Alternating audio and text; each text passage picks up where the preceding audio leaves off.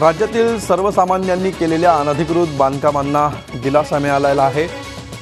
विधिमंडळाच्या दोन्ही सभागृहात तसे विधेयक मंजूर करण्यात आले आहे। महाराष्ट्र प्रादेशिक नियोजन आणि नगररचना सुधारणा विधेयक विधान परिषदेनेही मंजूर केलं।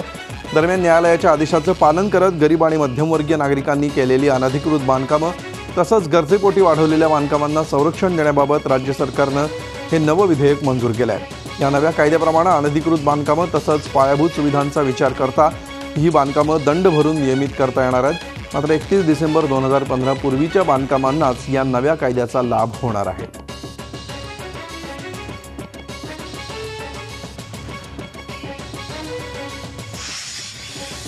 राज्य सरकारनं रेडी रेकनरच्या दरात सरासरी 5.86% वाढ केली आहे। नोटाबंदीमुळे आलेली आर्थिक मंदी दूर करण्यासाठी रेडी रेकनरच्या दरात वाढ करण्यात आल्याचं सांगितलं जात आहे। ग्रामीण भागासाठी 7.13%, तर नगरपालिका क्षेत्रासाठी 5.56%, महापालिकेसाठी 4.47% वाढ करण्यात आली आहे। सर्वाधिक दर वाढ ही अहमदनगर महापालिकेसाठी असणार आहे।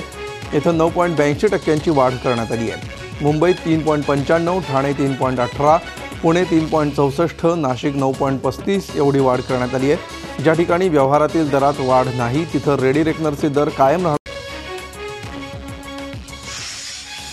मुंबईतल्या जोशी रोडवरच्या बीडीडी चाळ तसंच नायगाव बीडीडी चाळींसाठी कंत्राटदारांची नावं अंतिम करण्यात आली आहेत। जोशी रोडवरच्या बीडीडी चाळींचं कंत्राट L&T कंपनीला दिलं गेलं आहे। या ठिकाणी 2130 निवासी घरं आहेत, तर नायगाव बीडीडी चाळीचं कंत्राट शापूरजी पालनजी कंपनीला मिळालं आहे। इथं 1864 निवासी गाळे आहेत। दरम्यान वरळी बीडीडी चाळीबाबतची निविदा तांत्रिक बाबीमुळे रद्द झाली होती। त्याकरता कंत्राट नेमण्यासाठी सोमवारी पुन्हा टेंडर काढले जाणार आहे। या पुनर्विकासामध्ये लाभार्थीला सुमारे 500 चौरस फुटांचं घर मिळणार आहे, तर यासाठी 4 FSI दिला जाणार आहे।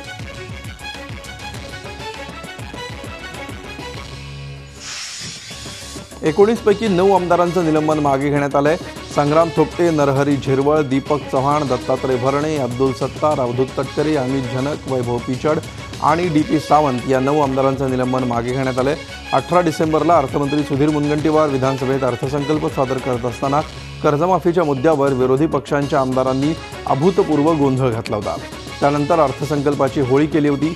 या प्रकरणी विधानसभेतील काँग्रेस आणि राष्ट्रवादी काँग्रेसच्या 19 आमदारांचं 31 डिसेंबर 2017 पर्यंत निलंबन करण्यात आलं होतं। विधानसभेत ठराव पारित झाला, जो संसदीय कार्यमंत्री म्हणून मी मांडला। त्याच्यामध्ये आजपासून 9 सदस्यांचं निलंबन सभेने सरकारने मागे घेतलेलं आहे। सत्ताधारी आमदारांचा विरोध असतानाही शासकीय कर्मचारी आणि अधिकाऱ्यांना संरक्षण देणारा सुधारित कायदा विधानसभेत मंजूर करण्यात आला। या कायद्याचं विधेयक शुक्रवारी विधानसभेत मांडण्यात आलं होतं। यावर शनिवारी चर्चा सुरू झाल्यानंतर सत्ताधारी भाजप आणि शिवसेना आमदारांनी या विधेयकाला कडाडून विरोध केला। अधिकाऱ्यांना संरक्षण देणारा कायदा अधिकारी तत्परतेनं विधानसभेत आणतात, मग पत्रकारांना संरक्षण देणारा कायदा का आणत नाहीत असा सवाल आमदारांनी उपस्थित केला। हे विधेयक संमत झाल्यानं आता शासकीय कर्मचारी आणि अधिकाऱ्यांच्या कामात अडथळा आणणाऱ्या आणि त्यांना मारहाण करणाऱ्यांना 3 ते 10 वर्षांची शिक्षा होणार असून हा गुन्हा अजामीनपात्र करण्यात आला आहे।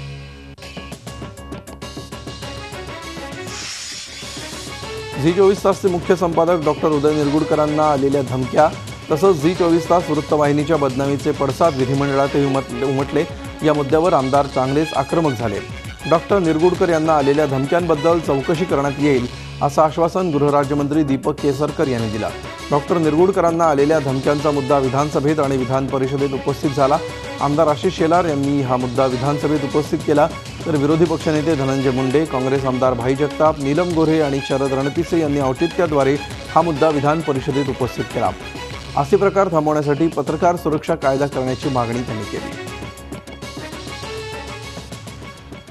वरिष्ठ संपादक डॉक्टर उदय निरगुडकर त्यांनी तक्रार केली मुख्यमंत्र्यांना। मुख्यमंत्र्यांनी केस रजिस्टर करून आरोपी पकडले, त्यांच्या जीविताला धोका झाला। अध्यक्ष महोदय 4 वर्षामध्ये 350 गुन्हे झाले, 52 कार्यालयावर हल्ले झाले, पण जर्नलिस्टच्या प्रोटेक्शनचा कायदा आणलेला नाही। अध्यक्ष महोदय, म्हणून माझी सरकारला विनंती आहे की संविधानाने दिलेल्या अधिकारावर जनतेच्या पायमल्ली होणार नाही याची स्पष्टता महाराष्ट्रातल्या जनतेला द्या. सभापती महोदय, आपण आदरणीय गटनेत्यांनी जी या ठिकाणी मांडलेलं आहे ते खरं आहे असं गृहीत धरून या प्रकरणाची संपूर्ण चौकशी करून त्याच्यामध्ये कोण जर जबाबदार असतील तर त्याच्यावर सरकार ॲक्शन घेईल.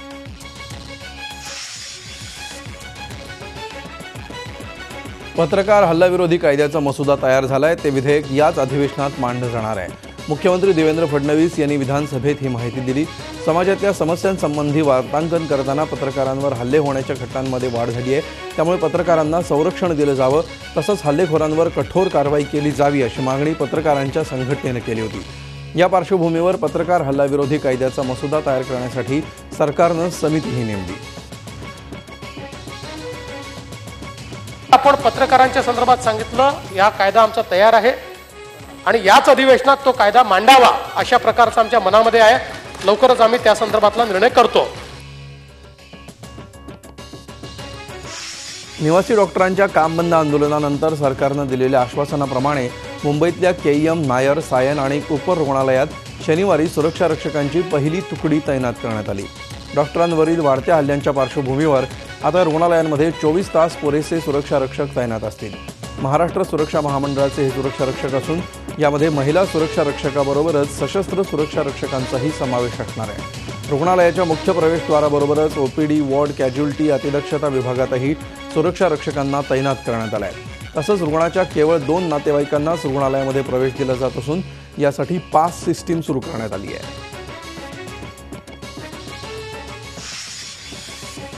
निवासी डॉक्टरांनी पुकारलेल्या संपावर परखड भूमिका घेतल्यावरून झी 24 तासचे मुख्य संपादक डॉक्टर उदय निरगुडकर यांना देण्यात आलेल्या धमक्यांना लालबागमधील गुरुकुलच्या विद्यार्थ्यांनी प्रत्युत्तर दिलं आहे. या विद्यार्थ्यांनी चित्रांच्या माध्यमातून झी 24 तासला आपला पाठिंबा दर्शवला आहे. तर डॉक्टर निरगुडकरांना धमक्या देणाऱ्यांना या विद्यार्थ्यांनी कुंचलाच्या सहाय्यानं चांगलेच खडे बोल सुनावले.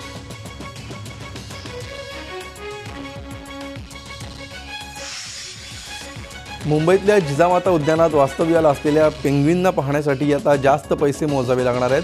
मुंबई महानगरपालिका शाळेतल्या विद्यार्थ्यांना जिजामाता उद्यानात मोफत प्रवेश मिळणार आहे.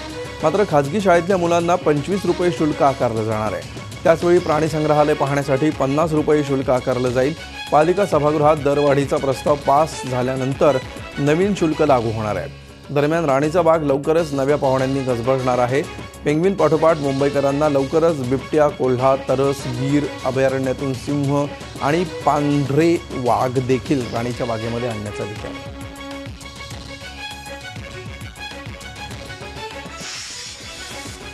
कोपर्डी अत्याचार प्रकरणातल्या आरोपींवर शनिवारी अहमदनगर जिल्हा सत्र न्यायालयाच्या आवारात हल्ला करण्याचा प्रयत्न झाला. न्यायालयामध्ये कोपर्डी खटल्याची सुनावणी असल्यामुळे आरोपींना न्यायालयात आणण्यात आलं होतं. यावेळी अज्ञात इसमांनी येऊन तलवार आणि कोयत्यानं आरोपींवर हल्ला करण्याचा प्रयत्न केला. मात्र पोलिसांनी तातडीनं हल्लेखोरांना विरोध केल्यामुळे कोपर्डी खटल्यातले आरोपी वाचले. मात्र हल्लेखोरांचा प्रतिकार करताना 2 पोलीस कॉन्स्टेबल जखमी झाले. या प्रकरणी 4 जणांना पोलिसांनी ताब्यात घेतले आहे.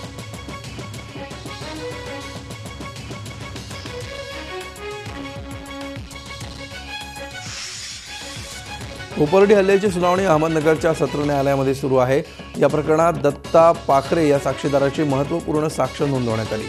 दरम्यान या खटल्यातील आरोपींवर झालेल्या हल्ल्याच्या प्रयत्नामुळे अनोळखी इस्मांना कोर्टाच्या आवारात येऊ न देण्याच्या सूचना विशेष सरकारी वकील उज्ज्वल निकम यांनी पोलीस अधीक्षकांना दिल्या आहेत.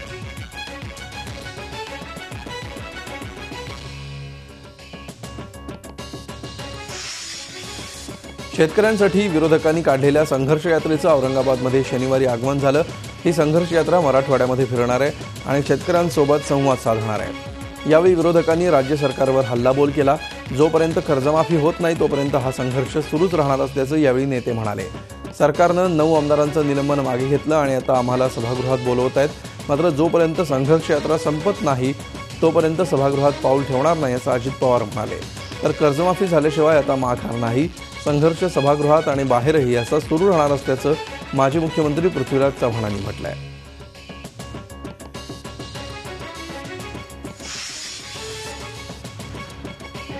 आत्महत्याग्रस्त शेतकऱ्यांच्या मुलांसाठी काँग्रेसनं मेजवानी ठेवली होती. त्यांच्यासोबत नेते मंडळीही त्यांनीही जेवण केलं. वडिलांनी आत्महत्या केली आणि ही सगळी मुलं अनाथ झाली. त्यांच्या चेहऱ्यावर आनंद फुलवण्यासाठी आणि सरकारला जाण करून देण्यासाठी हे आयोजन असल्याचं नेते मंडळींनी सांगितलं। या जेवणावळीत शेतकऱ्यांच्या कर्जमाफीसाठी उपोषणाला बसलेले काँग्रेस आमदार अब्दुल सत्तार यांनी उपोषण सोडलं आणि संघर्ष सुरूच राहणार असंही सांगितलं।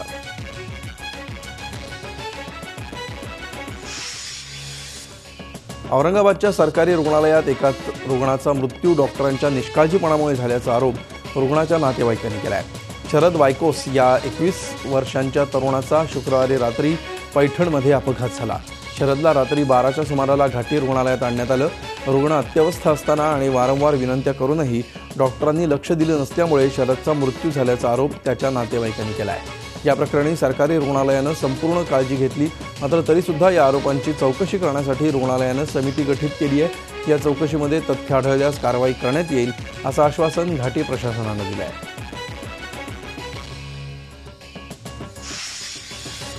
नांदेड महापालिकेच्या सर्वसाधारण सभेत नगरसेवक भिडले।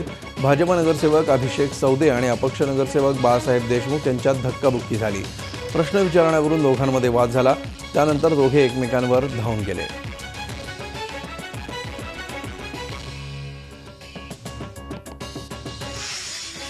सर्वोच्च न्यायालयाने राष्ट्रीय महामार्गांलगत दारू विक्री बंद करण्याचे आदेश दिलेत। या आदेशातून पळवाट काढण्यासाठी महापालिका आता वेगवेगळ्या शक्कल लढवू लागल्याचं दिसतंय। आपल्या महापालिका हद्दीतून जाणारा राष्ट्रीय महामार्ग महापालिकेकडे वर्ग करावा अशी मागणी जळगाव महापालिकेनं सार्वजनिक बांधकाम विभागाकडे केली आहे। सार्वजनिक बांधकाम विभागानं याबाबतची प्रक्रियाही सुरू केली आहे। असं झालं तर मद्यविक्रीतून येणारा महसूल पालिकांना मिळणं सुरूच राहील।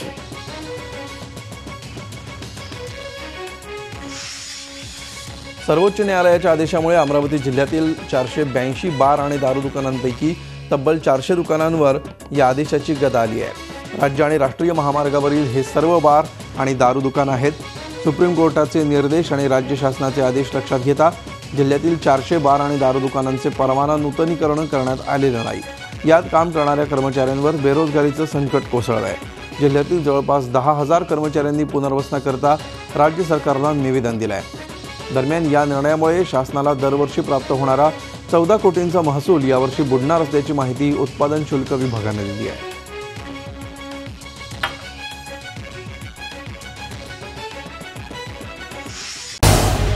झी 24 तास रहा एक पाऊल पुढे।